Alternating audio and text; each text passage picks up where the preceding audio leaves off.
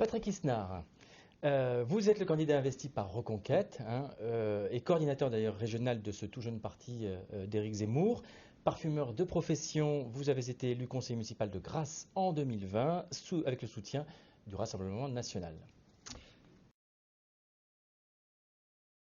Isnard, même question. Pourquoi cet engagement? Pourquoi cette candidature? Moi, je dirais que c'est assez simple. Je me présente pour que les 2,5 millions de résistants aux islamo-gauchistes, aux wokistes, à ceux qui veulent dissoudre notre civilisation, notre Provence, notre culture, puissent faire entendre leur voix à l'Assemblée nationale. C'est aussi simple que ça. Écoutez, je viens de faire, vous parliez de 72 communes. Vous savez que ma famille est ancrée dans ce territoire depuis plus de 1000 ans, donc j'ai fait tous ces petits villages et j'ai été les voir. Et la première question que je posais, je disais, connaissez-vous votre député? J'ai été très étonné que la majorité des gens ne savaient même pas que M. D'Ambreval était député de la 2e circonscription. Je ne vous en tiens pas rigueur parce que vous avez raison, c'est une circonscription très compliquée, très grande. Mais je pense que quand on est député, surtout de la 2e circonscription, surtout de ce territoire très spécifique, il faut absolument qu'on soit connu partout. Donc, et pour être connu partout, il faut y aller, il faut aller au combat, il faut présenter un certain nombre de lois. Je sais que vous en avez présenté certaines, pas beaucoup. Donc je pense qu'aujourd'hui, la 2e circonscription mérite d'avoir un député qui puisse se faire entendre à l'Assemblée et qu'à la fin de ces 5 ans, on dise on sait qui est le député de la 2e circonscription. Merci, monsieur.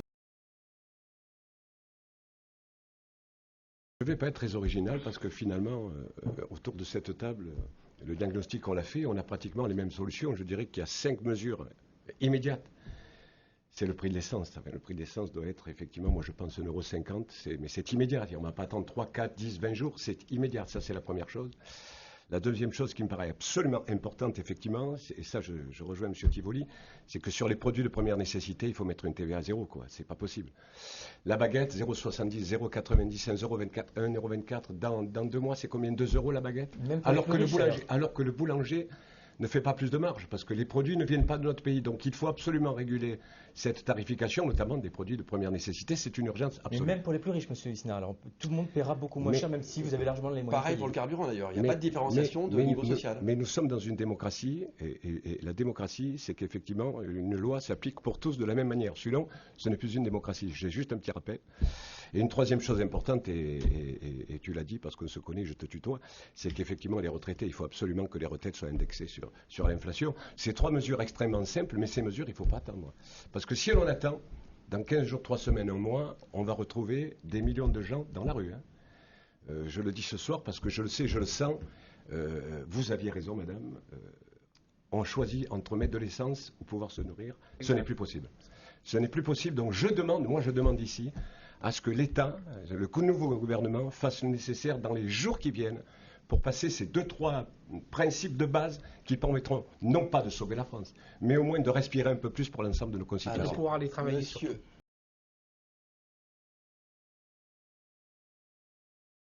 Écoutez, moi, en priori, je ne suis contre personne, c'est-à-dire qu'une loi intelligente, elle l'est. C'est pas parce qu'elle émane de La République En Marche ou d'un autre parti qu'elle ne l'est pas. Donc je dirais que si demain je suis député et que je trouve qu'une loi est intéressante... Peut-être qu'elle est décrite par M. D'Ambreval. Le problème de M. D'Ambreval et de Macron, c'est le même, c'est que c'est tout le temps une escroquerie intellectuelle. C'est-à-dire ces gens-là sont extraordinaires. Parce qu'ils vous font passer des vessies pour des lanternes depuis 5 ans et ça a marché. Et là, je vous dis bravo, parce que vous êtes très fort. Le chômage, fabuleux. Le chômage a descendu. Mais quand on prend toutes les catégories A, B, C et D des chômages, on s'aperçoit qu'en 5 ans, le chômage n'a absolument pas descendu. Alors effectivement, vous avez tous dans votre entourage un ami, un cousin qui était au chômage, qui d'un seul coup, il a eu une petite formation, une petite rémunération. Hop, on l'a supprimé la catégorie A, mais il est passé dans la catégorie B. Alors en vérité, il y a toujours 6 millions de pauvres dans notre pays. En vérité, il y a toujours autant de chômeurs dans notre pays. Mais effectivement, vous savez bien présenter les choses. Et en termes de communication, je vous félicite.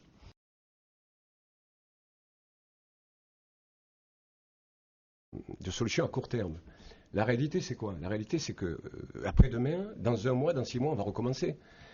Il y aura une nouvelle guerre, pas en Ukraine, en Géorgie, on va recommencer parce qu'on achètera du blé en Géorgie, mais il va se passer quoi? Tant que nous n'aurons pas relocalisé nos entreprises, tant que nous n'aurons pas, et vous savez, ici, tout le monde le sait, enfin ceux qui sont du pays, l'arrière-pays grassois, c'était le grenier à blé de l'ensemble du département. Il y avait du blé partout, il y avait des céréales partout, il y avait des fruits partout. Il n'y a plus rien. Fini. Si demain, nous aidons ces agriculteurs à replanter du blé, etc., mais la crise de l'Ukraine, la guerre en Ukraine n'aurait impacté pratiquement rien du tout, notamment localement, le prix de nos baguettes. Donc, solution à court terme, d'accord, l'important, c'est de voir les solutions à moyen, à long terme. Et sur notre territoire. Et là, il faut changer dans notre territoire, nos bergers, nos agriculteurs, les gens qui essaient de sauver leur vie, etc. Ces gens-là, il faut leur proposer des solutions à moyen, à long terme. Et ça passe par une seule chose, relocaliser nos savoir-faire. Il faudrait que la ruralité, que nos savoir-faire provençaux dans notre arrière-pays soient classés patrimoine immatériel de l'UNESCO. Relocalisation. Dans nos territoires, et moi j'y suis attaché parce que je suis parfumeur, mais je suis surtout paysan, moi. Je produis mes roses et je produis mes olives. Donc je sais ce que c'est le travail d'un paysan, moi. Dans l'arrière-pays, des gens qui veulent devenir paysans agriculteurs, il y en a beaucoup. Mais il n'y a pas de modèle économique. Quand vous connaissez le prix des fonciers, les gens ne peuvent pas s'y installer. On a eu droit, grâce à des choses extraordinaires, où on nous avait proposé des centaines d'agriculteurs qui devaient se réinstaller. En réalité, personne ne se réinstalle parce que quand on connaît le prix du foncier. Donc ça veut dire qu'effectivement, il faut repenser totalement l'aménagement de notre territoire.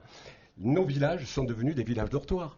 Enfin, moi, je les ai visités. Qui reste-t-il? Personne. Ils travaillent à 1h30 de leur village. Qu'est-ce que vous proposez? Avec ça. Le problème, c'est les débouchés. Comment faites-vous vivre ces gens-là? Mais pour que ces gens-là vivent, c'est ce que je disais tout à l'heure, il faut qu'effectivement, on investisse, mais alors lourdement, dans la ruralité. Les milliards que l'on a déversés dans les villes, si nous avions déversé ces milliards dans les arrière-pays, mais aujourd'hui, la ruralité serait là. Aujourd'hui, on produirait du blé, on produirait des légumes, on produirait des fruits. On n'a pas mis un centime. On fait des débats. Monsieur Ginési nous explique qu'il va faire un état des lieux des terres qui pourraient devenir agricoles. Merci, monsieur Ginési.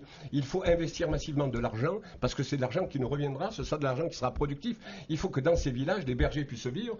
Il faut que dans ces villages, on puisse replanter des fruits, des citrons, etc. Et ça, c'est possible, mais c'est sérieux. Et relocaliser ça, c'est refaire vivre l'ensemble de la deuxième circonscription, notamment dans l'arrière-pays.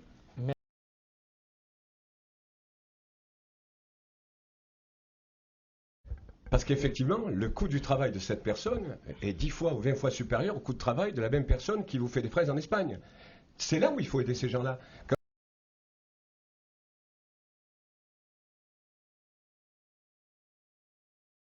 Monsieur Jérôme Viau, je ne sais combien de fois, etc.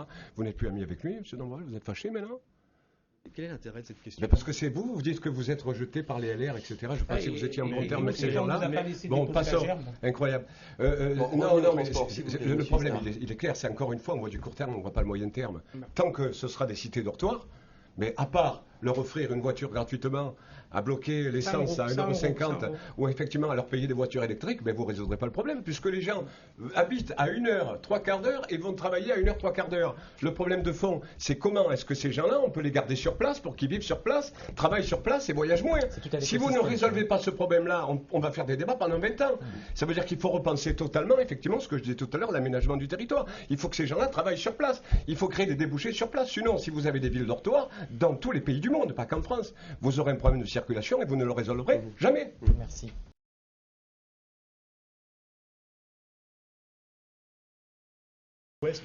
Si vous permettez, j'étais le lanceur d'alerte pour ça. Parce que j'étais le premier à interroger Jérôme Viau lors d'un conseil municipal, puisque ça m'était revenu aux oreilles, effectivement. Donc moi, je précise d'entrée, je suis absolument contre, effectivement. Alors là-dedans, ce qui est extraordinaire, c'est qu'effectivement, l'État se renvoie la balle avec la communauté d'agglomération, qui touche d'ailleurs 2 circonscriptions. Et effectivement, tout ça, c'était fait pourquoi? C'est fait pour favoriser un certain nombre de gens qui veulent venir se poser à Mandelieu avec des gros avions, pour leurs grosses villas, sur la Côte d'Azur, etc. Ça n'a aucun intérêt pour nous, pour l'arrière-pays. Aucun intérêt. Donc effectivement, je suis contre et je serai toujours contre. Et on va faire le nécessaire parce qu'on l'a déjà fait. Je suis déjà intervenu. Il y a des questions qui ont été posées au gouvernement. On n'a jamais reçu aucune réponse. Donc on a fait part des questions, mais jamais des réponses. Non, évidemment, c'est une ineptie absolument totale. Monsieur Tivoli. De tonnes de béton se sont déversées en 5 ans sur la Côte d'Azur. Allez-y, donnez-moi le chiffre et comme ça, allez-y. 1,5 million. Ça vous va? Construire, c'est détruire. Le jour où on ne sera plus dans les années 80, nous sommes le seul département de France, messieurs, le seul départ de France, où on résonne encore comme dans les années 80 dans les Alpes-Maritimes. On bétonne, on bétonne. Monsieur et madame. Oh, messieurs et madame, je m'en excuse. On bétonne, on rase des oliveraies pour mettre des immeubles. La ville de Grasse perd des habitants et on construit de tous les côtés. Si on revenait un peu au bon sens, Le problème dans les Alpes-Maritimes, il n'est pas là. Le problème dans les Alpes-Maritimes, c'est que vous avez des petits rois, des petits barons, et qui sont présidents des comités d'agglomération, qui s'arrangent avec un tel et un tel, qui ferment les yeux sur l'accès. Le problème est beaucoup plus profond, tout le monde le sait. C'est-à-dire que là, tout le monde est hypocrite, mais on sait exactement comment ça se passe. Moi, je le sais très bien. C'est mon département, c'est-à-dire que les gens ont des charges, on ferme les yeux parce qu'on est l'ami de l'ami de l'ami. Quand ça va en justice, on attend 1 an, 2 ans, 3 ans, 4 ans, 5 ans, 6 ans, 7 ans. Quand on envoie des lettres au procureur, on dit on va ouvrir le dossier après les présidentielles, après les législatives. Il y a vraiment, dans le cœur du système, il y a quelque chose, vous savez, excusez Hamlet, il y a quelque chose de pourri au royaume du Danemark. Moi, je dirais, il y a quelque chose de pourri dans les Alpes-Maritimes. Dans la Macronie. Moi, j'ai vu quelque chose d'absolument incroyable. C'est au moment des parrainages, vous vous rappelez, la plupart des maires des Alpes-Maritimes nous disaient on aime bien les idées d'Éric Zemmour, etc., mais on ne peut pas voter parce que il y a le chantage à la subvention, parce qu'il est en maire d'un tout petit village, je touche 1 500 €, etc. Je trouve que c'est absolument honteux, scandaleux. C'est-à-dire que c'est un déni de démocratie totale. Donc moi, je pense qu'il faudrait une loi simple, en disant que partout en France, partout, les comités de communes ont une seule rémunération pour chacun des présidents, des vice-présidents, qui sera unique sur toute la France. Ça évitera, pas totalement, mais ça évitera effectivement le chantage sur les petits maires pour mettre une décharge, le chantage pour les petits maires pour construire ceci, le chantage sur les petits maires. Prenons par exemple la circonscription, on a une comité d'agglomération à Grasse où chaque vice-président touche, je dirais, substantiellement pas mal d'argent alors qu'il est maire d'un petit village de 30 ou 40 habitants. Et bien pour cette personne-là, si demain elle perd cette rémunération, c'est important. Évidemment. Donc effectivement, elle est sous la coupe de ce baron local, et ça c'est inadmissible. Donc cette loi permettrait effectivement de remettre tout le monde au même niveau sur toute la France. Voilà, on décide d'une rémunération pour l'ensemble et terminé.